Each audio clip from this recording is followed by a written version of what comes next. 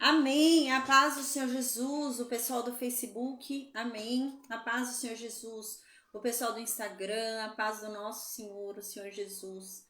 Para o pessoal do YouTube, amém. A paz do Senhor Jesus, o pessoal do Meet, a Maria, a Dona Maria de Lourdes, o Francisco. A paz para quem vai acompanhar aí pelo áudio as aulas, amém. Glória a Deus, amém. Hoje a gente vai falar sobre o capítulo 63, né? E o capítulo 63, ele fala sobre a cruz. Ele mostra pra gente um Jesus diferente. Alguns capítulos antes, Isaías apresentou pra gente um servo de Deus, um Messias sofredor, um Messias que viria para sofrer, um Messias que viria para ser rejeitado, um Messias que viria para ser tido como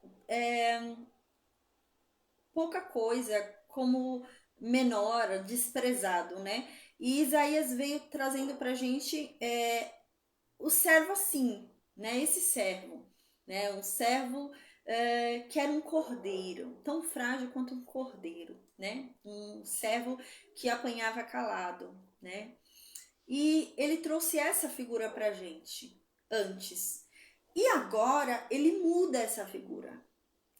Isaías agora, né, ele passa por uma alteração aqui entre o servo sofredor, com essa imagem, né, de um cordeiro tão frágil, ele passa por um reino de justiça que ele fala aqui que Deus prometeu e que ele está, né, reconstruindo Jerusalém e que ele chamará o povo para habitar ali e que somente os salvos habitarão ali, né? E que Deus salvará o seu povo. E então, nesse caminho do servo sofredor para a restauração do povo, vem agora um servo diferente, né? Isaías apresenta o mesmo servo sofredor agora como justiceiro. Ele já não é mais o cordeiro pacífico. Ele já não é mais aquele servo sofredor humilhado. Agora ele é um guerreiro que mata todos os inimigos e volta com as vestes de sangue. É nesse sentido agora que chega o capítulo 63 de Isaías falando, tá? Então, agora a gente vai ver Cristo. Deixa eu só incluir, tem alguém aqui entrando. Então, agora, a paz do Senhor Jesus, Osamu Matsunaga. Amém. Amém, a paz. A paz, seja bem-vindo. Então agora a gente vai observar esse servo diferente, né? Antigamente, Isaías havia apresentado pra gente um servo pacífico, né? Um cordeiro pacífico ali, até frágil, e agora vem esse ser justiceiro, né? Coberto com sangue dos seus inimigos, tá? Então é dentro desse cenário agora que a gente vai estudar, dentro desse contexto, que a gente vai falar sobre Jesus, tá? No capítulo 63, Isaías vai falar num sentido profético. A gente lembra que a partir do capítulo 40, Isaías, ele não fala mais com o povo do tempo dele. Isaías fala com o povo, né, de 170 e poucos anos depois. Ele fala com o povo lá do cativeiro babilônico e com o povo que vai voltar ali para Jerusalém pós-cativeiro babilônico. Então a mensagem já não é mais para o tempo dele. A mensagem é para um povo que virá 170 anos depois, tá? E agora, dentro desse contexto que Isaías está falando, Isaías continua falando com esse povo e com os povos futuros, né? Falando sobre a justiça. Porque dentro desse cenário que a gente está falando, onde Isaías começa a pregar para um povo que vai vir 170 anos depois, o povo da época de Daniel, ali no finalzinho ali do cativeiro babilônico, esse povo começa a orar muito e clamar por justiça. Esse povo começa a pedir muito que Deus venha e faça justiça. E que Deus venha e restaure Jerusalém. Que Jerusalém volte a ser o que ela era antes de ser destruída por Nabucodonosor, né? Antes dela virar as ruínas que ela virou. E dentro desse contexto é que Deus então apresenta essa promessa do capítulo 40 em diante do livro de Isaías, falando que ele vai restaurar Jerusalém, né? Que Jerusalém vai ser reerguida. E que o povo tem que ficar tranquilo, o povo deve ficar tranquilo que Deus vai fazer justiça. E haverá tanta justiça, mas tanta justiça, que Deus não permitirá que nenhum ímpio pise mais em Jerusalém. e Deus também não permitirá mais que o mal se manifeste. Então Deus criará um reino de paz e de justiça, onde não haverá mais nenhuma maldade, não haverá mais nenhum ímpio, e também Jerusalém não sofrerá mais, né? E dentro desse contexto, a gente lembra, isso está sendo falado para o povo lá da Babilônia, tá? Então, um contexto imediato que a gente lembra é a volta deles para a Babilônia, que realmente vai acontecer. E realmente Isaías fala sobre isso. Isaías até fala sobre o nome de Ciro, né? A gente lembra, comprovando que esse povo vai voltar por meio da mão de um homem que Deus vai levantar, que é Ciro. Isso acontece, mas Isaías fala sobre algo ainda mais futuro, que é sobre o Messias. Tá? Então, o foco vai além da volta desse povo do cativeiro babilônico para Jerusalém, mas aponta para o Messias, para a primeira vinda dele e para o reino dele, né? Para o reino de justiça dele e de paz, tá? Então, é dentro desse contexto que a gente está agora, que a gente vai falar agora, tá bom? Eu vou orar agora e a gente então vai começar a estudar o capítulo 63. Ele, na verdade, ele vem vindo na sequência da ideia do capítulo 62, tá? Então, eu vou lembrar vocês onde que a gente parou no capítulo 62, porque agora no 63 vai seguir uma sequência de acordo com o pensamento do 62, tá? Então, há uma conexão entre eles para a gente conseguir entender aqui que visão é essa que aparece no versículo 1, tá bom? Então, amém. Eu vou orar agora e a gente vai começar a estudar o capítulo 63 do livro de Isaías, que é um capítulo bem interessante, tá bom? Amém. Deus, obrigada, Pai. Obrigada por mais um dia, por estarmos aqui, Senhor, reunidos diante da sua santa palavra, diante da tua santa presença, Senhor. Obrigada. Oh Deus, nos perdoa, Pai, os nossos pecados, as nossas iniquidades, as nossas transgressões, pois tu és aquele, meu Deus, que perdoa. O Senhor um dia disse isso a Moisés, que o Senhor é um Deus que perdoa a iniquidade, a transgressão e o pecado. O Senhor um dia disse que recebe com prazer um pecador arrependido. O Senhor um dia disse, meu Deus, que tem prazer num coração arrependido que se volta a Ti, Senhor. Então, amém, Deus. Que o Senhor nos perdoe por todos os nossos pecados, todas as nossas transgressões, Deus. Em nome de Jesus, Senhor. Amém. Deus, que o Senhor, Pai, nos use sem medida, Senhor, para o Teu reino. Que o Senhor venha se revelar a cada um de nós por meio da Tua palavra, de uma forma muito clara, de uma forma muito simples, de uma forma inconfundível. Que venhamos a ser conhecedores da Tua verdade, Senhor, para que nenhum lobo venha, meu Deus, devorar o Teu rebanho, para que nenhum, meu Deus, falso mestre venha nos ensinar a falsa doutrina, Senhor, mas que o Senhor, o seu próprio Santo Espírito, Deus, venha nos ensinar a Tua palavra de uma forma genuína e verdadeira, Senhor, amém. Porque somente a Tua verdade nos liberta, Deus. Então, que sejamos conhecedores dela, Senhor, amém. A Tua palavra diz que todo aquele que clamar a Ti, pedindo sabedoria, a essa pessoa sabedoria lhe será dada. Então, Deus, em nome de Jesus, nós clamamos e pedimos para que essa palavra se cumpra sobre cada um de nós, porque nós clamamos a Ti pedindo sabedoria. Nos conceda da Tua sabedoria, Senhor, para compreendermos a Tua palavra. Nos dê sabedoria para compreender o que lá está escrito. Nos dê sabedoria para aprender mais de Ti. Nos dê sabedoria para compreender quem Tu és. Nos dê sabedoria para praticar tudo aquilo que estamos aprendendo, Deus. Nos dê sabedoria para sermos a Bíblia viva que as pessoas lerão. Nos dê sabedoria para sermos Cristo nessa terra, Deus. Nos dê sabedoria para ensinarmos, passarmos adiante tudo aquilo que estamos aprendendo contigo. Amém, Deus. Nos dê sabedoria, Pai, no dia a dia e a cada momento. Nos ensina a evangelizar ao Teu respeito para todos, Deus. Amém. Senhor, que o Senhor, Pai, estique para conosco a Tua paciência, porque nós precisamos dela, Senhor. Nós somos falhos, nós somos cabeça dura, Pai. Não se atente, Senhor, às nossas quedas, aos nossos pecados, Senhor, mas que a Sua paciência seja esticada para conosco e que o Senhor venha falar aos nossos ouvidos com amabilidade, Senhor. Amém. Que o Senhor nos conduza, Senhor, pelas Suas águas tranquilas, que o Senhor nos leve, meu Deus, pelas mãos, porque se o Senhor vier conosco, nós não teremos medo de nada, Deus, porque o Senhor é o nosso escudo, o Senhor, meu Deus, é sempre o nosso socorro, Deus. Obrigada, Senhor, por isso, por sempre nos acolher, nos ajudar. Deus, nós escolhemos descansar em Ti. Nós escolhemos depositar em Ti toda a nossa esperança. Não esperamos na medicina, não esperamos no homem, não esperamos em nada que seja dessa terra. Nós declaramos que esperamos somente em Ti, Deus, porque a Tua palavra diz que aquele que em Ti espera jamais é frustrado, Deus. E é nisso que nós cremos, Senhor. Amém.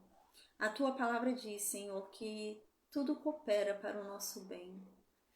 A Tua palavra diz que até o mal que acontece cooperará para o nosso bem, assim como foi na vida de José.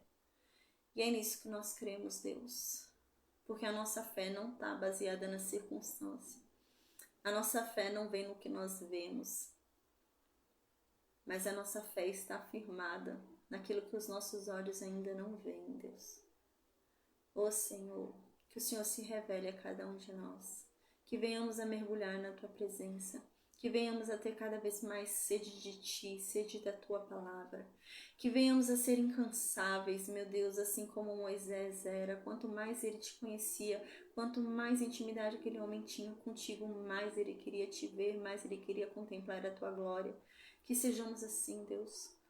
Que venhamos a saborear da Tua palavra como Davi saboreava, Deus. Porque Davi, Senhor, Davi, mesmo tendo, Pai, apenas o Pentateuco para ler, aquele homem saboreava a Tua palavra. Ele escreveu salmos lindíssimos, meu Deus, sobre a Tua palavra, tendo apenas 5 livros para ler, Senhor. Que venhamos a ser como Davi, porque hoje nós temos tantos livros para ler, meu Deus. A Bíblia é tão grande. Que venhamos a saboreá-la como Davi saboreava, Deus, em nome de Jesus, Senhor, amém. Que venhamos a refletir sobre ela, Senhor, como Davi refletia, amém. Ó Senhor, nos perdoa todas as vezes que nos enfadamos de Ti, todas as vezes que nos propusemos a ouvir a Tua voz, ouvir a Tua palavra, mas tivemos pressa e olhamos no relógio, queríamos ir embora. Nos perdoa, Deus. Nós não sabíamos o que fazíamos, Senhor, nos perdoa. Não há um lugar melhor para estarmos senão na Tua presença. Para quem mais nós iríamos se só Tu tens a palavra da vida eterna, Deus? O que mais nós ouviríamos, Senhor? Oh Deus, nos perdoa. Porque a Tua palavra diz que a mesma disposição que nós tínhamos para o mundo, nós devemos ter para Ti, Senhor. Nos perdoa. Nos ajuda, Senhor, nos ensina a obediência, Pai. Assim como Davi um dia disse, nos ensina a obediência.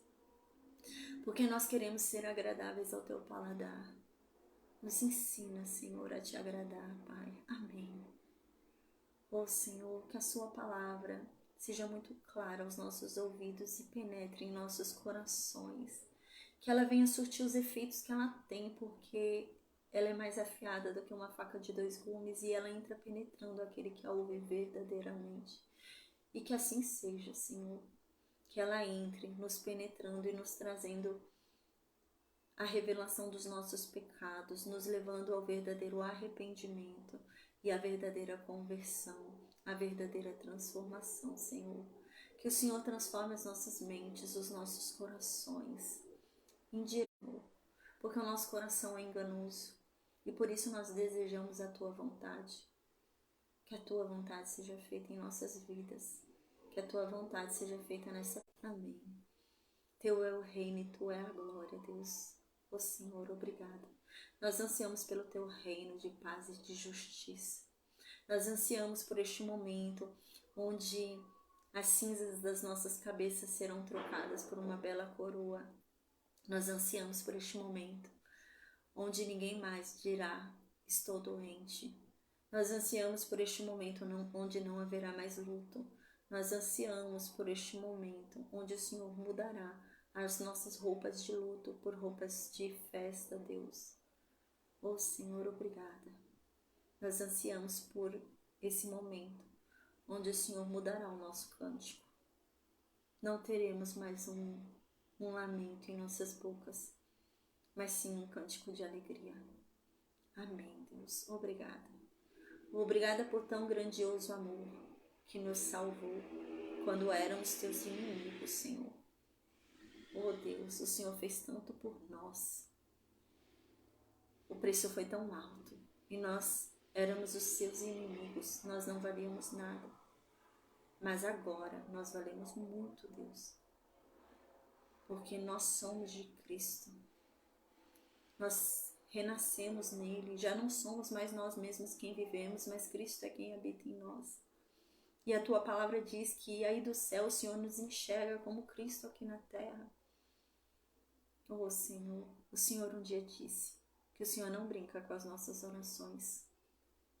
O Senhor um dia disse que jamais daria pedra a um filho que lhe pedisse pão. Então, Deus, em nome de Jesus, ouve agora cada uma das nossas orações que fizemos angustiados e aflitos. Muitas das orações eram só lágrimas e gemidos. Ouve cada uma dessas orações que fizemos, Deus, em particular, onde soluçávamos, onde tremíamos, meu Deus, implorando para que o Senhor nos ouvisse e nos atendesse. Ouve agora cada uma dessas orações, Senhor, em nome de Jesus. Porque o Senhor é aquele que nos conhece desde o ventre da nossa mãe. O Senhor é aquele que sabe o que nós vamos falar antes mesmo de nós abrirmos a boca. O Senhor é aquele que sabe quantos fios nós temos na cabeça. Nós somos importantes para Ti. O Senhor repara em cada detalhe em nós. O Senhor nos ama e somos valiosos a Ti. A Tua palavra diz isso. O que o Senhor Jesus fez por nós naquela cruz demonstra isso. Então, Deus, em nome de Jesus, nos resgata das nossas trevas, nos tira da escuridão e nos mostra a Tua luz, Deus. Que o Senhor nos ouça e nos atenda, Senhor, em nome de Jesus, porque a Tua palavra diz que um coração quebrantado o Senhor não rejeita. Amém, Senhor. Que o Senhor venha, Senhor, em nome de Jesus, a nos ouvir. Que o Senhor venha, em nome de Jesus, a atender as nossas orações, Senhor. Amém. Que a Tua benignidade nos alcance todos os dias das nossas vidas, Deus.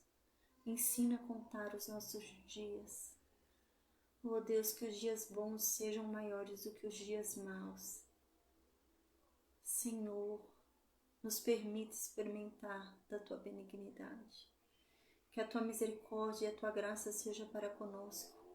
Que o Senhor dê ordem aos Teus anjos para que eles nos protejam de todo o mal.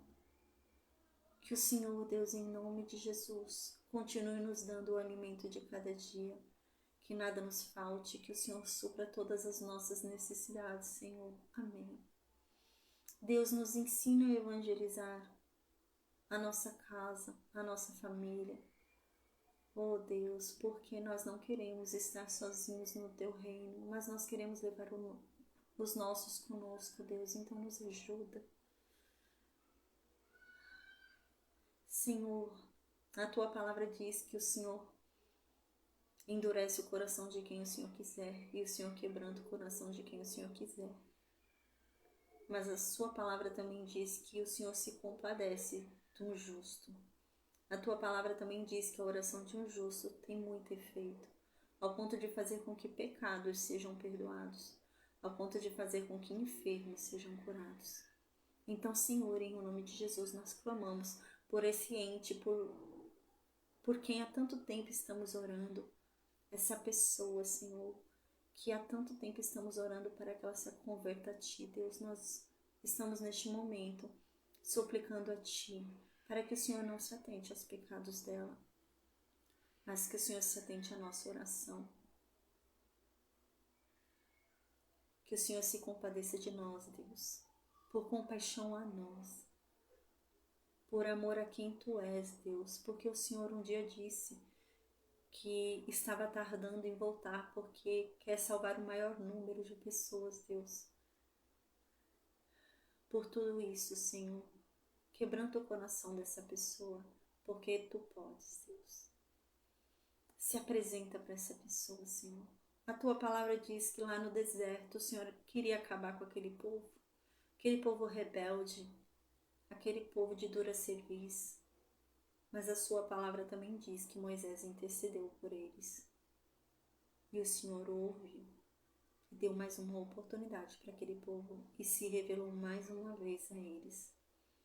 E é sobre essa palavra, Deus, que nós clamamos a Ti, que o Senhor dê mais uma oportunidade a essa pessoa por quem há tanto tempo estamos orando.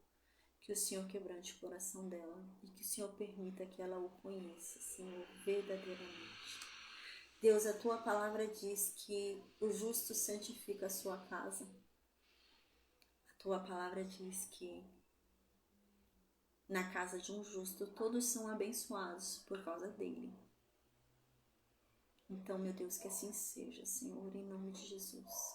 Abençoa a nossa família, abençoa a nossa casa, Senhor, amém. Deus, nós renunciamos neste momento a qualquer permissão que nós demos um dia a Satanás. Nós renunciamos neste momento a qualquer aliança que um dia fizemos com Satanás e com o mundo dele. Nós renunciamos neste momento. Ainda que involuntária, voluntária, seja como for, nós renunciamos à aliança que um dia tivemos com ele. E declaramos, Deus, que nós somos Deus. O Senhor é o nosso Senhor. É a Ti que nós queremos servir, Deus. Não serviremos a dois senhores, mas somente a Ti, Deus. Então vem, Senhor, e toma posse do que é Teu. Toma posse de nós. Toma posse da nossa casa, Senhor. Vem, meu Deus, e preencha a nossa casa. Ocupa cada canto dela, Senhor. Cada espaço. Amém. Amém, Senhor. Nos livra de todo mal, Senhor. Em nome de Jesus. Amém. Amém, amém. Amém, Mariela. A paz do Senhor Jesus. Amém. Seja bem-vinda. Amém. A paz do Senhor Jesus. A Lia. Amém. Glória a Deus. Amém. Lia, você já é de casa, né, Lia? Você já assistiu alguma aula já? Não assistiu? Acho que não é a primeira, né? Seja muito bem-vinda, tá bom? Amém. Que Deus te abençoe, que a palavra de Deus venha falar conosco. Amém. Então, gente, hoje a gente vai falar sobre Isaías 63, tá? O que aconteceu em Isaías 62 que a gente lembra? Isaías 62, Deus estava falando por meio de Isaías que Deus iria reerguer Jerusalém. Que Deus ia tornar Jerusalém esplêndida, né? Grandiosa. Amém, Lia, amém, seja bem-vinda.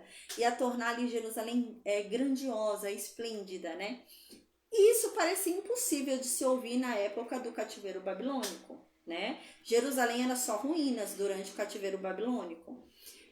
Mas essa mensagem não era para o pós-cativeiro babilônico, porque ali no Império Romano, Jerusalém vai cair de novo, né? Jerusalém vai ser destruída de novo. O templo, né? Ali, né? Que Jesus entrava, tudo, vai ser destruído de novo lá no Império Romano, né? Hoje, a única coisa que existe de pé do templo, ali da época do Império Romano, é um muro lá, né? Que as pessoas dizem Muro das Lamentações, né? Mas os judeus não gostam que fale isso, não. Porque eles sabem que não é Muro das Lamentações. Então, essa é a única parte do templo que sobrou, né, hoje. Mas aqui Isaías não estava falando sobre essa volta para Jerusalém, porque o templo ainda vai cair de novo, Jerusalém vai cair de novo, vai ser só ruínas de novo, vai ser queimada de novo, vai ser destruída de novo, vai virar ruína de novo. Então, sobre o que Deus estava falando aqui? Sobre a nova Jerusalém, sobre o reinado de Jesus, né? Então Deus está falando que quando Jesus voltar, Jerusalém também vai ser erguida, porque Jesus vai ficar ali. Então ela vai ser equivalente, né? O suficiente para receber Jesus, né? Ela vai demonstrar nela a grandeza de Jesus. E é isso que Deus está falando. Então ela vai ser esplêndida, porque ela vai refletir a grandeza de Jesus, porque Jesus vai sentar no trono de Davi em Jerusalém. Então ela vai ser reerguida, ela vai ser esplêndida, né? E então a gente lembra que no final do capítulo 62, a gente finalizou com Isaías dizendo: mas até que ele venha e reine, até que ele venha e reconstrua Jerusalém, até que ele venha e cumpra o que ele disse, sentando no trono, exercendo o reino de paz e de justiça dele e reerguendo Jerusalém como a cidade mais esplêndida do mundo, até que isso aconteça, é necessário que vigias fiquem nos muros de Jerusalém, gritando, clamando que ele fará isso, que a gente até falou sobre isso na aula passada, né? Então, tem esse cenário onde os vigias vão ficar nos muros do passado. E agora vai ter uma sequência dessa ideia, desses vigias, tá? Por isso que eu tô lembrando isso. Então, a gente lembra, na aula passada, onde tinha vigias nos muros de Jerusalém, e esses vigias dos muros de Jerusalém clamavam sem parar, sem descanso, para que Jesus viesse logo, porque no último versículo ainda dizia, né, não deem descanso para ele, não deixem ele descansar até que ele venha, a paz, Ciara, não deixem ele descansar até que ele venha e cumpra o que ele disse que vai fazer. Então, quanto mais vocês clamarem, mais rápido ele vai voltar. Então, foi dentro desse contexto que a gente acabou na aula passada, tá? Onde tinham vigias ali nos muros de Jerusalém, clamando para que todo mundo ouvisse que Jerusalém vai ser reerguida, Jerusalém ainda vai ser a cidade esplêndida e que a recompensa vem com ele. Ele está voltando e está trazendo uma recompensa para Jerusalém e para o povo de Jerusalém. Então agora, dentro desse cenário, surge o versículo 1, tá? Aí no versículo 1, lembrando que tem vigias lá no muro em Jerusalém, tá? Aí no versículo 1, Isaías diz: quem é este que vem de Edom, de Bosra, com vestes fulgurantes, que vem majestoso no seu traje, marchando na plenitude do seu vigor? Quem é? Como que é o cenário aqui que Isaías está descrevendo? Os vigias estão no muro, lembra? Os vigias estão no muro. E os vigias estão no muro anunciando que ele vai vir. Certo? Os vigias estão falando, não, ele vem, ele tá vindo. E agora, os vigias que estão no muro estão vendo um homem vir. E esse homem que tá vindo, ele tá vindo de Edom. E ele tá vindo, né, com uma roupa majestosa. Ele tá vindo com roupa de rei. Ele tá vindo, né, cheio de vigor. Ele tá vindo todo vigoroso. Qual que é a imagem aqui? Por que ele tá vindo de Edom? A imagem de Jesus aqui, como eu disse para vocês, não é mais a imagem de Jesus um cordeiro. Antes, nos capítulos anteriores, capítulo 50 e pouco, Isaías começou a apresentar para a gente um Messias sofredor. Isaías começou a falar para a gente sobre um Messias até frágil, né? Um Messias que foi chamado para sofrer pelo pecado dos outros. E agora, Isaías apresenta pra gente um guerreiro. Então, ele vem agora não é como um pacificador. A imagem que agora, no capítulo 63, Isaías vai começar a descrever, não é de um pacificador. É de um guerreiro. E é de um guerreiro que, sem dó, mata todos os seus inimigos. Ao ponto de ter o sangue dos seus inimigos todos cobrindo as suas vestes. Entende? Então, é um guerreiro furioso. É um guerreiro furioso que veio acabar com todos os inimigos. E ele matando todos os inimigos, o sangue dos inimigos salpicou na sua roupa, tá? É esse cenário que os vigias estão vendo. Então, os vigias estão vendo um guerreiro voltando de Edom, de uma guerra que houve em Edom. E ele está, eu já vou explicar porque é Edom. Ele está voltando da guerra em Edom e ele está vindo com as vestes de sangue. E quando os vigias olham lá de cima, esse guerreiro vindo e com uma roupa majestosa, ele tá vindo com roupa de rei, né? E ele vem de uma guerra, vem como um guerreiro de uma guerra. Mas ele tá vindo majestoso. Só que ao mesmo tempo, as roupas dele têm sangue. E eles olham para aquela figura e falam, quem é esse que tá vindo? E então, a pessoa responde. E ele diz, sou eu. Aquele que promove a justiça, aquele que é poderoso para salvar. Então, quem é essa figura que está vindo? Eles estão vendo de Edom. É Jesus. Por que Edom? Né? Edom aqui simboliza os inimigos do povo de Deus, tá? Por que está simbolizando os inimigos do povo de Deus? Aí a gente vai ter que avançar um pouquinho na história para a gente conseguir entender, tá? A gente lembra que Isaías está falando com o povo do tempo de Daniel. Isaías não está falando com o povo do tempo dele. O que vai acontecer na época de Daniel com Edom? Quando Nabucodonosor vier conquistar Jerusalém, Edom vai ajudar. Então, quando Edom souber que a Babilônia, o Nabucodonosor está invadindo Jerusalém, Edom vai entrar e vai ajudar a Babilônia para achar os judeus. Então, o povo vai correr e se esconder, Edom acha o povo, pega o povo e entrega para a Babilônia. Aí não bastasse tudo o que eles estão fazendo, a Bíblia diz que Edom decidiu o povo que vai reunindo na praça, porque eles começaram a pegar o povo que estava se escondendo e reunir na praça em Jerusalém para levar cativo para a Babilônia. E nisso, quando eles são reunidos ali, a Bíblia diz que Edom manda eles ficarem nus. Edom obriga todos eles a ficarem nus, tira a roupa de todos eles e começa a humilhar eles ali, na praça pública. E então, eles fizeram isso, gente, para eles serem humilhados, para eles irem nus para a Babilônia. Esse era o contexto de Edom. Edom estava nesse nível na época da Babilônia. Depois disso, que isso acontece, surge um profeta que vai falar com Edom. E esse profeta fala, olha, Edom, é o seguinte, Deus pediu para eu falar contigo. Eu estava castigando Jerusalém.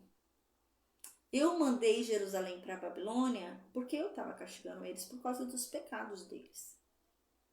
Mas não bastasse o meu castigo, não bastasse a minha vara, você decidiu ir além. Eu não mandei ninguém ficar nu. Eu não mandei açoitar ninguém. Eu não mandei maltratar ninguém. Não mandei cuspir em ninguém. E Deus começa a falar assim com Edom. Então Deus diz, agora eu também vou me lembrar dos seus pecados. Porque você também tem pecado. Você acha que você não tem, Edom? Você também tem pecado. Então agora eu vou esquecer dos pecados de Jerusalém e eu vou me atentar a você. Já que você é tão santo e tá julgando o outro, então eu vou olhar para o teu pecado agora, né? E aí Deus ainda fala, mas eu vou julgar você na medida que você julgou. Para o pecado de Jerusalém, você achou que o justo era eles terem passado a humilhação que eles passaram, que vocês fizeram ele passar. Então eu vou te julgar nessa medida, na medida que você julgou. Eu vou dar para vocês a medida que vocês acharam que era justa para o outro. É o que eu vou dar para vocês. Então, dentro desse contexto, vocês veem, essa mensagem é para o povo que já está lá na Babilônia, ou seja, já sofreu essa humilhação de Edom. Então, essa mensagem é para o povo que está lá. É muito claro para eles quem é Edom, o povo que está ouvindo essa mensagem. Imagina a raiva que eles deviam estar tendo de Edom, né? O sentimento de ira que eles tinham de Edom por causa do que Edom fez. Então era muito claro para eles essa mensagem. Edom é inimigo. Edom não é amigo. Então esse homem que está vindo de Edom, ele está vindo no sentido de estar vindo de uma guerra.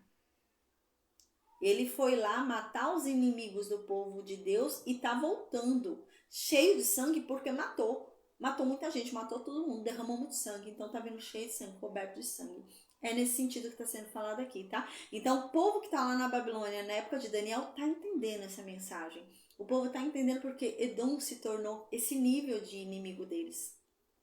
A esse nível mesmo que está sendo declarado aqui no versículo 1, tá? Mas assim, a longo prazo, isso daqui também fala sobre os inimigos do povo de Deus. Então Edom representa todos os inimigos do povo de Deus, tá? Então aqui também está apontando para isso, para a mensagem imediata para o povo lá da Babilônia, mas a mensagem futura, né, para o Messias é essa, de que Edom representa todo o mal, todos os inimigos do povo de Deus, tá? Então a gente vê que a imagem é Jesus vindo com a roupa cheia de sangue, porque matou todos os inimigos do povo de Deus, tá? Então ele fala, sou eu aquele que promove a justiça, sou eu aquele que é poderoso para salvar. Então ele explica quem é ele que está vindo, né? Então no versículo 2, aí o povo que está em cima das muralhas, lembra que o povo tá, os vigias? Oi Francisco, boa noite. Aí o povo que está em cima das muralhas, o povo continua falando com ele. Ele tá vindo de Edom, o povo tá ali de vigia na muralha, tá vindo ele vir de Edom com as vestes cheias de sangue, e o povo vai perguntar isso. O povo vai falar, mas e por que você tá com essa cor vermelha do teu traje? Por que as suas roupas estão parecendo com alguém que tenha pisado uva no lagar? Aqui é uma imagem poética, né? Quando você ia pisar uvas no lagar, então tinha bastante uva ali e você ia lá pisar. Aí o suco da uva salpicava na sua roupa e sua roupa ficava toda vermelha, vinho, né? Ficava toda suja daquela uva, né? Que ia salpicando ali. E é esse cenário que eles estão falando. Numa forma poética, eles estão dizendo, nossa, por que você está vindo com as suas vestes toda vermelha? Como se fosse alguém que tivesse pisado as uvas no lagar. Mas o vermelho que ele está vindo é sangue, não é uva, né? Então, mas é um sentido poético que está sendo falado aqui. Então, a imagem dele vindo, o meu povo, ninguém estava comigo. Poético aqui, né? Ele fala, sozinho pisei a dorna. A paz do Senhor Jesus, Félix, amém, amém. Deus te abençoe, amém. No versículo 3 diz, sozinho pisei a dorna, né? O que é isso? Ele tá dizendo, ele tá falando, sozinho eu pisei as uvas. Minha roupa tá assim, toda cheia de sangue, ensanguentada desse jeito, porque eu tive que fazer o trabalho sozinho. Por isso que teve tanto derramamento de sangue, por isso que teve que derramar tanto sangue assim. É isso que ele tá falando. Eu tive que fazer sozinho. Não teve ninguém que fosse comigo. Então ele diz, do meu povo ninguém estava comigo. Não tinha ninguém comigo na batalha. Eu tive que ir sozinho. Eu pisei as uvas na minha ira. O trabalho que eu fiz na minha ira. Quando eu fui lá esmagar as uvas, né, matar as pessoas, quando eu fui lá executar a justiça, foi na minha ira que eu fiz. Foi na minha cólera que eu fiz. E então eu as esmaguei. Eu as matei. Todos. O seu sangue salpicou as minhas vestes.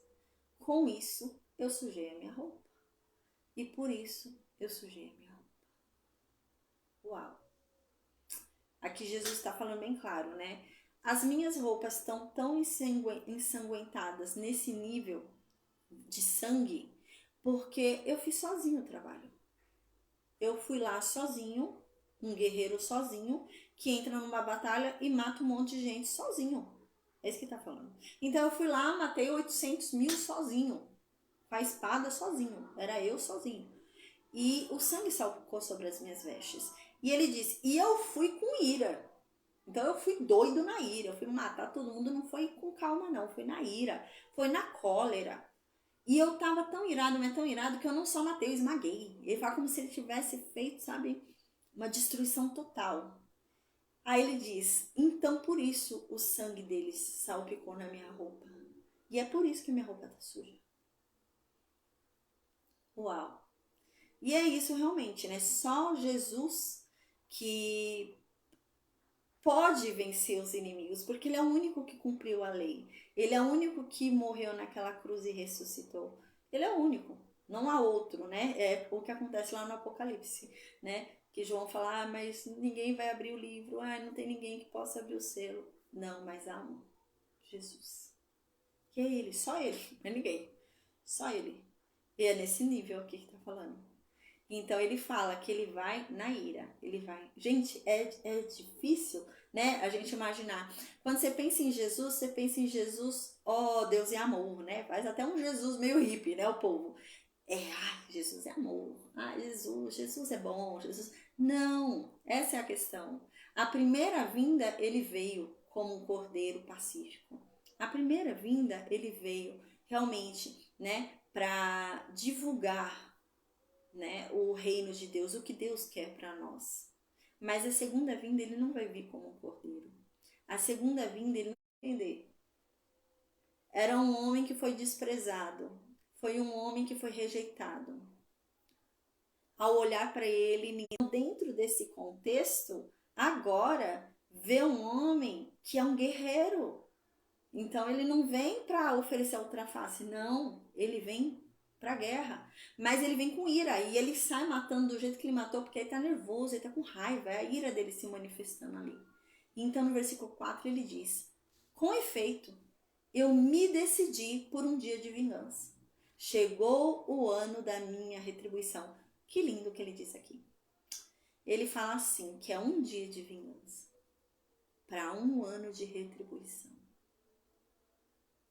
É um dia só de vingança, mas vai ser um ano de retribuição.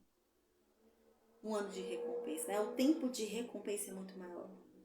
E o tempo da vingança é menor. É um dia.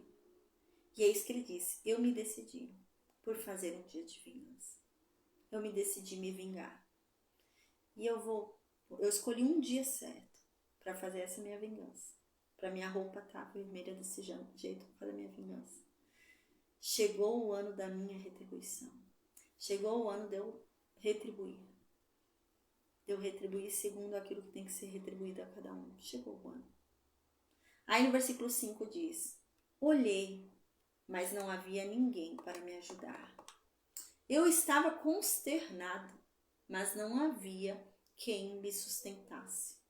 Contudo, o meu braço veio em meu socorro e a minha cólera me sustentou. Aqui está falando sobre antes da cruz. Aqui está dizendo assim: olhei, mas não havia ninguém para me ajudar. Eu estava profundamente abalado. Eu estava abatido. Mas não houve ninguém que me sustentasse. Então, eu mesmo me sustentei. A minha ira me sustentou. Lembra muito no Novo Testamento, quando Jesus sabe que está chegando a hora que ele vai para a cruz. Quando ele sabe, ele começa a ficar com medo. Com muito medo. Aí a Bíblia diz que ele está com tanto medo, mas tanto medo, que ele começa a transpirar sangue, né? Então ele está angustiado, agoniado ali, e ele vai se retirar para orar para Deus, porque ele não queria sofrer desse jeito. Está muito agoniado, ele sabe que vai sofrer muito. Então a Bíblia diz que ele vai e fala para os apóstolos, né? Tinha alguns apóstolos com ele nesse momento, ele vai, poucos, né? Aí ele vai falar com os apóstolos: orem por mim. Eu vou me separar ali para falar com o Pai, mas orem por mim porque tá difícil, viu? Eu sou de carne, eu também sou humano. E a tentação tá batendo na minha porta. E o meu corpo tá pedindo para eu pecar e eu não me entregar naquela cruz. Então me ajuda em oração, tô precisando. Jesus diz isso, gente. Você olha na Bíblia, Jesus fala isso. Jesus fala: me ajuda em oração, porque tá difícil. Então Jesus vai, se retira e vai orar ao Pai. E os apóstolos dormem. Em vez deles orarem para Jesus, eles dormem. E Jesus vai lá e fala: Senhor, se for possível, passa de mim esse cálice. Jesus estava com muito medo. E Jesus fala: se for possível, passa de mim esse cálice, estou morrendo de medo. E então ele não sente paz ainda. Ele ainda está nervoso e volta. Orou, e o coração dele ainda angustiado, nervoso, ele ainda sentindo que aquilo vai acontecer. Ele volta, os apóstolos dormindo. Aí ele fala: caramba, eu não pedi para vocês orarem por mim? Vocês não conseguem nem orar, já foram dormir? Aí ele fala: desculpa, mestre, e acordaram. Então Jesus, tão angustiado de novo, ele fala: eu vou lá orar de novo. Eu vou lá orar de novo, tô muito nervoso. Ai, meu Deus, a carne é fraca, a carne tá querendo pecar. Não, me ajuda em oração, gente, eu tô precisando. E Jesus fala de novo para os apóstolos: me ajudem em oração, eu preciso que vocês orem por mim. Gente, Jesus pedindo para os apóstolos orarem por ele, né? E Jesus fala: orem por mim, eu tô precisando. Aí ele vai, se retira e vai falar de novo com Deus. E os apóstolos dormem de novo. E dormem um sono profundo, dormem de novo. E Jesus está lá conversando com o Pai. Então diz que Jesus estava tão angustiado que Jesus transpirava sangue. Jesus estava muito nervoso. Jesus: Senhor, por favor, passa de mim esse cálice. Oh Deus, se for possível, não me faça viver isso. Me ajuda. E ele volta. Quando ele volta, os apóstolos tudo dormindo. Ele fala, caramba, eu não posso contar com vocês mesmo, hein? Eu precisando da oração de vocês aí. Então, Jesus vai pela terceira vez, se eu não me engano. E já nem pede mais para os apóstolos orarem. Aí Jesus vai pela terceira vez e vai falar com Deus. E Jesus fala, Senhor, eu não queria sofrer dessa forma. Eu não queria passar por tudo isso. Mas que seja feita a sua vontade. Se for a vontade do Senhor, amém. E então ele vai, né? E a Bíblia diz isso. E, gente, é esse versículo. É esse versículo se cumprindo. Diz assim, eu olhei, mas não tinha ninguém para me ajudar. Eu estava muito abatido. Eu estava abalado. E não havia ninguém para me sustentar. Eu não tinha forças em mim mesmo. Estava difícil de eu conseguir achar forças para cumprir o que eu tinha que cumprir. É isso que está dizendo no versículo 5. Estava difícil de eu achar força para cumprir o que eu tinha que cumprir, o meu chamado. Mas o meu braço veio em meu socorro. Ele está falando que ele mesmo se sustentou. Nem Deus, gente. Porque lembra que ele orou e Deus não respondia? Ele orou e Deus não respondia? Ele orou e Deus não respondia? Ele estava muito angustiado. Mas Deus não podia fortalecer ele. Sabe por quê? Porque é o livre-arbítrio. Lembra que Jesus falou? A minha carne é fraca. E ela está querendo que eu peque. Deus não podia intervir. Porque era necessário que fosse do livre-arbítrio de Jesus se entregar naquela cruz. Então ele precisava resistir àquela tentação dele não se entregar. Porque algo estava acontecendo ali, querendo fazer com que ele não se entregasse na cruz. E aqui deixa muito claro isso. Não foi Deus que sustentou ele, porque não podia. Deus não podia. Porque era necessário que ele decidisse. E é isso que ele está falando. Eu mesmo me sustentei. Contudo, o meu braço veio em meu socorro. Eu mesmo me sustentei. A minha cólera me sustentei. Ele está falando de onde ele tirou força para ir para a cruz. A força que ele encontrou para ele ir para a cruz e cumprir o que ele tinha que cumprir, sabendo da dor que ele ia passar, era a ira dele contra os inimigos, a ira dele contra o mal, o desejo de justiça, a vontade que ele tinha do mal ser destruído. E foi isso que fez com que ele tivesse forças para ir até a cruz. Que lindo, né? E é isso que está dizendo aqui. Então no versículo 6 diz: na minha ira, calquei aos pés os povos. Na minha cólera, os despedacei. E derramei por terra o sangue dos nossos inimigos, né? Do inimigo do povo de Deus. Aqui Jesus fala, né? Na minha ira, eu pisei, coloquei debaixo dos meus pés os povos. Na minha ira, eu despedacei eles e derramei por toda a terra o sangue deles. Aqui é Cristo falando realmente que foi na ira, foi na raiva. Ele foi para a cruz sustentado pela raiva e pela ira contra o mal. O desejo de justiça, o desejo de vingança, foi isso que sustentou ele. E quando ele fez a justiça, né, que para nós ainda vai vir, né, a manifestação, quando ele vier, né, quando ele manifestar, né, a justiça dele, vai ser também na ira. Porque foi na raiva, na ira que ele subiu naquela cruz. O que sustentou ele foi a raiva que ele tem pelo mal, a raiva que ele tem pelo ímpio, a raiva que ele tem, não pelo ímpio em si, mas pela maldade, né? Foi a raiva. O desejo da justiça, o desejo do mal ser pago, né? Do salário dele chegar, né? E ele ter que pagar por tudo. Foi esse o desejo. Então agora no versículo 7, vai ser uma linguagem aqui do povo que está na Babilônia, lembra? Isaías está falando com o povo que está lá na época de Daniel. Isaías não está falando com o povo da época dele, está falando com o povo da época de Daniel. Agora, do versículo 7 até o final do capítulo, Isaías começa a fazer uma prece, né? Começa a fazer ali uma poesia como se ele vivesse na época de Daniel. É muito particular ali com aquele povo, né? E é como se ele estivesse naquela época, falando com aquele povo ali naquela época. É nesse contexto que vai agora, tá? Então agora é realmente uma oração, é um clamor, né? Agora mudou um pouco o cenário, tá? Então aqui diz no versículo 7: Hei de celebrar as graças de Deus, os louvores de Deus, por tudo o que Deus fez por nós, por sua grande bondade para com a casa de Israel, pelo que ele fez na sua compaixão, segundo a grandeza dele. Com efeito, Deus disse: sem dúvida, eles são o meu povo, filho que não hão de me trair. E assim ele fez o seu Salvador.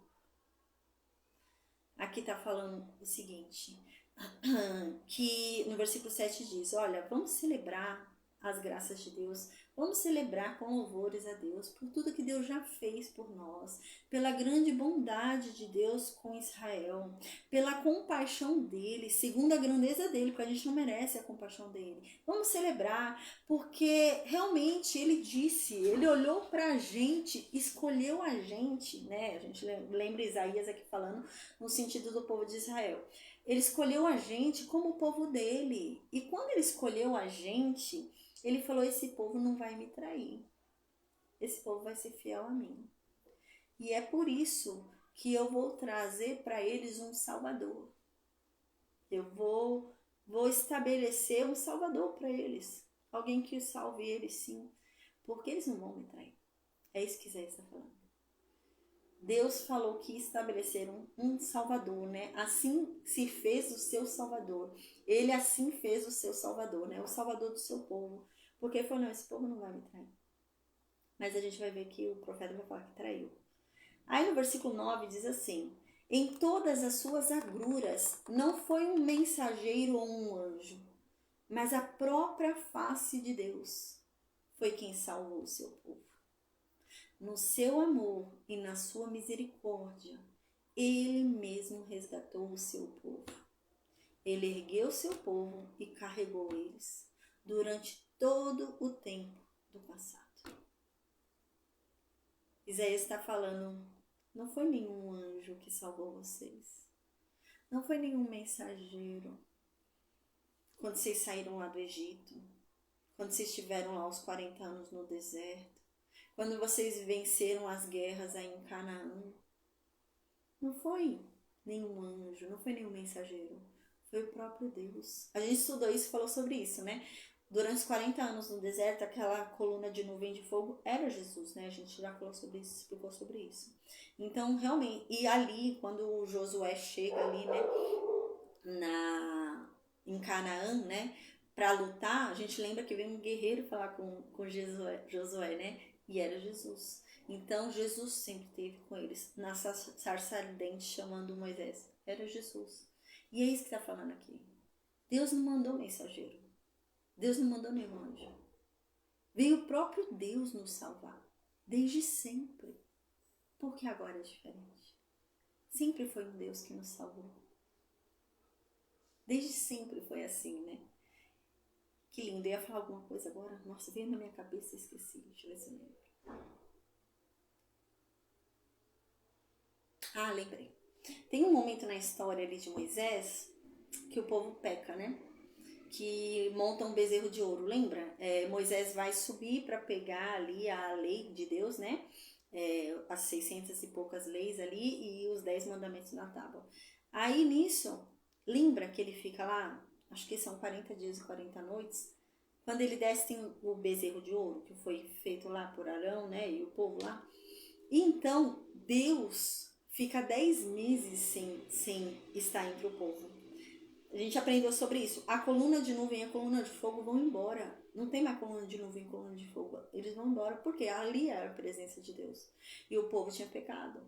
E a gente lembra até que a tenda, né? A gente lembra que tinha ali o tabernáculo, né? Não podia ser erguido lá dentro. A tenda não podia ser erguida lá dentro. O tabernáculo vai ser criado depois, né? Mas foi a tenda onde Moisés entrava e falava com Deus ali, né? Que a fumaça descia e ele falava com Deus ali, né? não podia mais, porque o povo tinha pecado. Então lembra que Moisés ia, pegava a tenda dele, porque Deus falava com Moisés na tenda dele. Aquela nuvem descia e enchia a tenda dele, ele conversava assim, né? E a voz saía da nuvem. Então a Bíblia diz que Moisés fechava a tenda dele, tirava a tenda dele e levava a tenda dele para bem longe do arraial, montava a tenda dele, Josué ficava na porta de vigia e Moisés então ia falar. Aí Deus, a coluna de nuvem voltava. Aí diz que o pessoal do arraial ficava tudo assim olhando das suas portas, porque a nuvem descia quando Moisés ia falar. Mas sem Moisés, tá? Não descia. Era só quando Moisés ia falar. Aí a nuvem vinha e falava, lembra? Aí tem um momento onde Moisés intercede. Moisés fala, Senhor, o Senhor falou que esse povo ia voltar. O Senhor falou que esse povo ia voltar. Permita que esse povo volte. Permita que esse povo vá para Canaã. O Senhor falou que ia guiar esse povo. Então Deus fala, tá bom, verdade, eu prometi e eu cumpro o que eu falo, então tá bom. Mas eu não vou com vocês não. Não vou com vocês não, porque se eu for com vocês vão matar todo mundo. Porque vocês são pecadores demais. Vocês erram demais, vocês pecam demais. Eu vou mandar um anjo aí, um anjo classe baixa aí, que vocês vão pecar, não vai ter problema, ele não vai destruir vocês. Vou mandar um anjo. Lembra disso? Aí ele fala que ia mandar um anjo. E era o próprio Jesus que ia com eles, né? A coluna de nuvem, coluna de fogo. E Deus ainda falava, gente. Deus falava, lembra? Deus falava assim, olha, é o seguinte, o anjo que está indo com vocês é um anjo que carrega o meu nome. Se vocês pecarem contra ele, estarão pecando contra mim. Era Jesus. Não era Deus em si, porque ele fala, o anjo que está com vocês, na coluna de nuvem de fogo guiando vocês, é um anjo que carrega o meu nome. E então, não ia mais ser esse anjo. Deus falou, não, eu vou mandar outro. Um anjo classe baixa aí, porque senão eu vou devorar vocês. E Moisés então fala, Senhor, se for para o Senhor não vir conosco, eu prefiro morrer aqui no deserto. Eu só saio daqui se o Senhor for junto. Se o Senhor nos guiar, a gente vai, senão eu fico aqui mesmo. Então Deus vai, lembra? Deus guia. Jesus volta através da coluna de nuvem de fogo e guia o povo. Mas sempre foi Jesus. Você observa que sempre foi Jesus. Ali, quando Sara, né, ouviu ali Jesus na porta com 2 anjos ali, né? Sara riu, era Jesus. Quando sobe ali, né, para falar ali com Abraão, começa a falar que vai destruir Sodoma e tal, e Abraão começa a interceder. É para Jesus que Abraão está intercedendo. Era Jesus ali falando com ele, né? E é isso que está dizendo aqui o profeta. Sempre foi Deus que nos salvou. Sempre. Desde o princípio. Todo o movimento da história, cada detalhe da história, sempre foi Ele. Sempre foi Deus, sempre foi a mão dele, sempre foi Ele próprio. Ele nunca terceirizou o serviço. Sempre foi Ele. Que lindo, né? Ele dizia, agora eu vou ler de novo, agora que a gente já tem essa compreensão, vou ler de novo. Em todas as suas agruras, não foi um mensageiro, não foi um anjo, mas foi a própria face de Deus que nos salvou. No amor dele e na misericórdia dele, ele mesmo nos resgatou. Ele nos ergueu, ele nos carregou durante todo o passado, durante tudo o que já aconteceu. Foi ele, sempre foi ele. Então no versículo 10 continua e diz assim, mas eles se rebelaram e magoaram seu Espírito Santo. Foi então que ele se transformou em seu inimigo e guerreou contra eles. Então aqui você vê, né? Ele falou, não, eu vou escolher esse povo para mim porque eles não vão me trair. Então ele escolheu para esse povo um Salvador. E sustentou esse povo durante todo o passado. Mas, diz aqui, que eles se rebelaram. Esse povo foi rebelde. E eles magoaram. O povo magoou o Espírito Santo de Deus. O Espírito Santo de Deus a gente lembra sempre teve aqui, né? A gente lembra que no princípio, lá quando a gente lê Gênesis, ele ficava aqui, né? No meio da terra, na água, né? Ele ficava aqui nas águas. Ele sempre esteve aqui. O Espírito Santo de Deus. Então diz que eles magoaram o Espírito Santo de Deus por causa da rebeldia deles. Então, por causa disso, foi que Deus se tornou o inimigo deles e passou a guerrear contra eles. A gente lembra qual que é o cenário aqui? O povo está na Babilônia, lembra? O povo está na Babilônia, está clamando e está falando: Senhor, faz justiça, Senhor, o Senhor que escolheu a gente. Senhor, como que o Senhor escolheu Jerusalém e permitiu que Jerusalém fosse só ruína? Senhor, a gente é o seu povo. O Senhor disse que a gente ia ser chamado pelo seu nome. Como que o Senhor deixa a gente aqui? Né? É nesse contexto que o povo tá. O Senhor falou que íamos ser chamados pelo teu nome, então a gente vai ficar aqui na Babilônia, leva a gente embora. Então aqui Isaías está falando: vocês estão aí por causa do pecado de vocês. Deus foi fiel. E Deus achou que vocês iam ser fiéis. E foi por isso que ele levantou um Salvador para vocês, porque ele tinha certeza que vocês não iam trair ele. E ele sempre foi com vocês. Ele nunca foi infiel. Cada detalhe na vida de vocês, quando vocês olham para o passado, teve a mão de Deus. E não foi a mão de anjo, não. Não foi a mão de um mensageiro, não. Foi a de Deus. Ele sempre esteve com vocês. Não foi ele que largou vocês. Foram vocês que largaram ele. Né? Porque esse é o contexto que está encontrando aqui Isaías. Né? O povo está falando: Deus nos abandonou. Ai, Deus largou a gente aqui na Babilônia. Ai, Deus não quer mais nada com a gente. Deus desistiu de nós. Né? Ai, a gente veio pra cá porque Deus não quer mais nada com a gente. Isaías estava falando: não.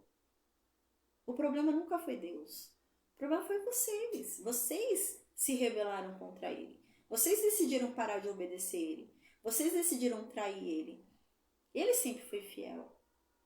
E então vocês começaram a magoar o Espírito Santo dele, de Deus. E foi neste momento que ele se tornou inimigo de vocês. Por causa de vocês mesmos. Não foi porque ele. Não foi o problema, não foi ele. Foram vocês. Realmente, ele se tornou inimigo de vocês e guerreou contra vocês porque vocês magoaram o espírito dele. Aí então no versículo 11 diz: mas depois lembraram-se dos tempos antigos. Lembraram-se dos tempos de Moisés, do servo de Deus. Onde é que está aquele Deus que fez subir do mar o pastor do seu rebanho? Onde é que está aquele Deus que pôs o seu Espírito Santo no meio do seu povo? Cadê ele? Aqui, Isaías fala, né, como se tivesse com o povo da Babilônia, né? Há um determinado momento ali na Babilônia que eles se lembram do Deus deles. Eles começam a se lembrar. E eles começam a falar: caramba, onde está aquele Deus que usou Moisés e abriu o mar para o povo passar? Onde está aquele Deus que guiava o povo através de uma coluna de nuvens de fogo? Onde está esse Deus que habitou no meio do povo e o povo ouvia a voz dele, como no Monte Sinai, né? A gente lembra? O povo ouvia a voz dele, ou então o povo via Moisés falando com ele, a coluna descia. A Bíblia diz, né, que toda vez que Moisés ia falar com Deus, a coluna, gente, é extraordinário, né?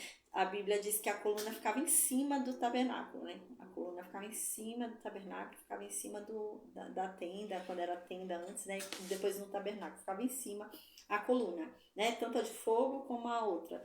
Aí quando Moisés ia falar com Deus, a coluna descia. E Deus falava. E a coluna descia. E é isso que o povo está falando. Cadê esse Deus que um dia morou entre nós? Manifestava dessa forma entre nós, através da nuvem. Ele falava ali com Moisés. Moisés entrava ali no tabernáculo, através do véu, falava ali, tete a tete com Deus. Deus que falou uma vez lá do Monte Sinai, e a gente ouviu, a gente teve medo e falou: ai, Moisés, fala só você com Deus, tô com medo. Cadê esse Deus? Onde está esse Deus?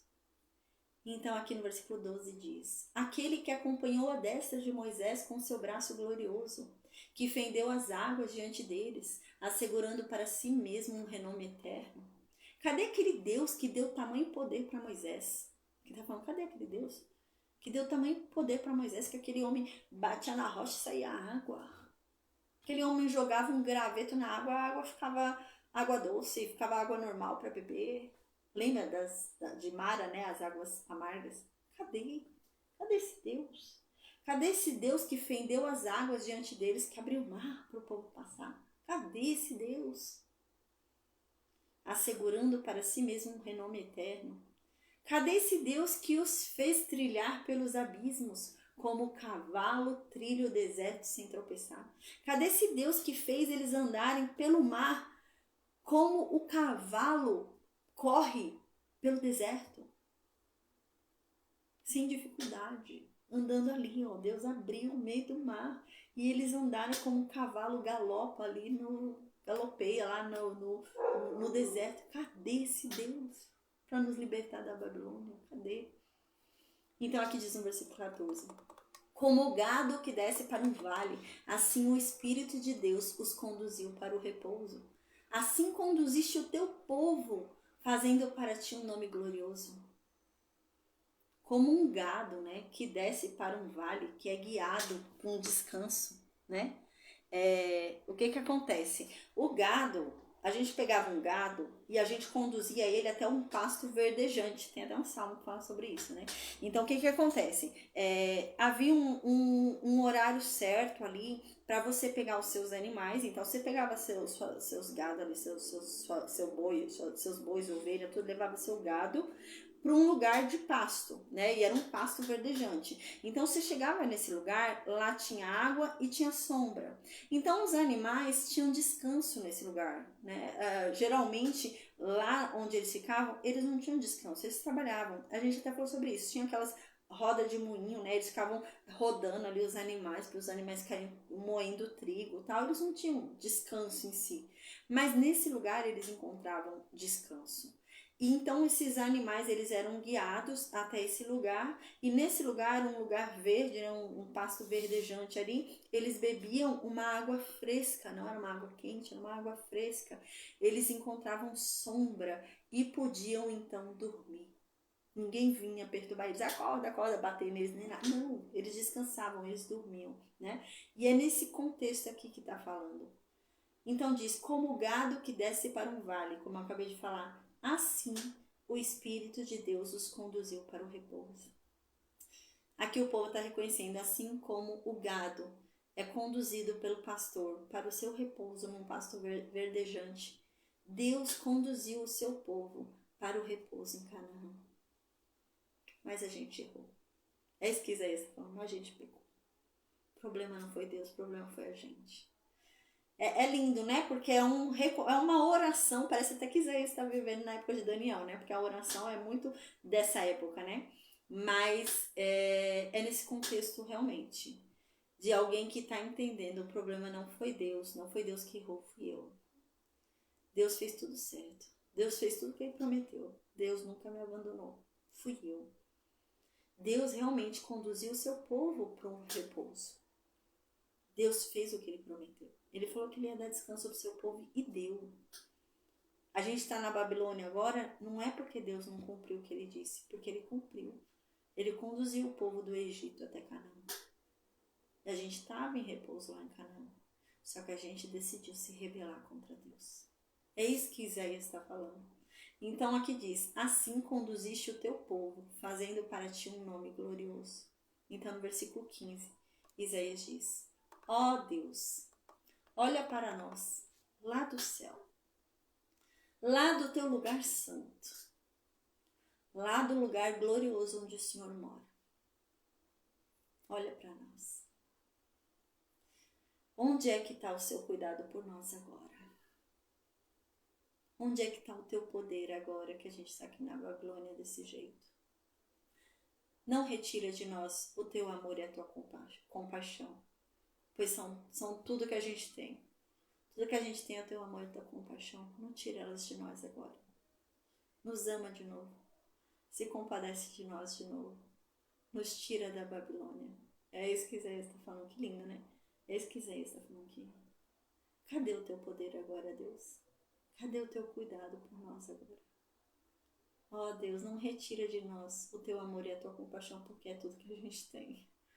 Ama a gente de novo. Se compadece da gente de novo. Resgata a gente, né? Então diz assim no versículo 16, pois o Senhor Deus é o nosso Pai.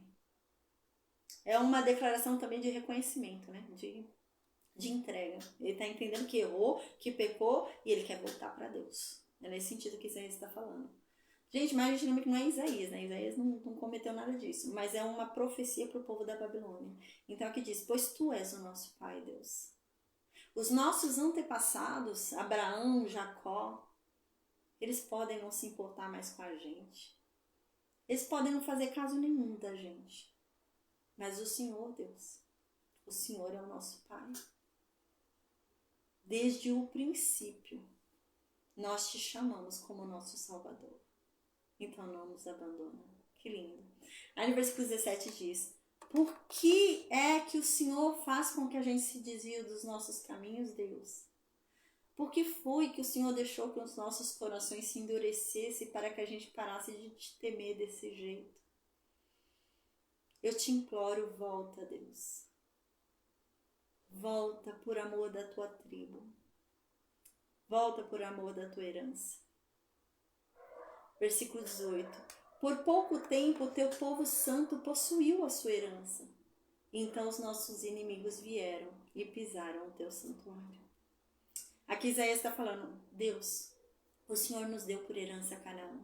E por pouco tempo a gente viveu lá. Logo vieram os nossos inimigos e nos expulsaram. E profanaram a tua terra. Então no versículo 19 diz, há muito que somos um povo, sobre o qual não exerces o teu domínio, sobre o qual não se invoca o teu nome.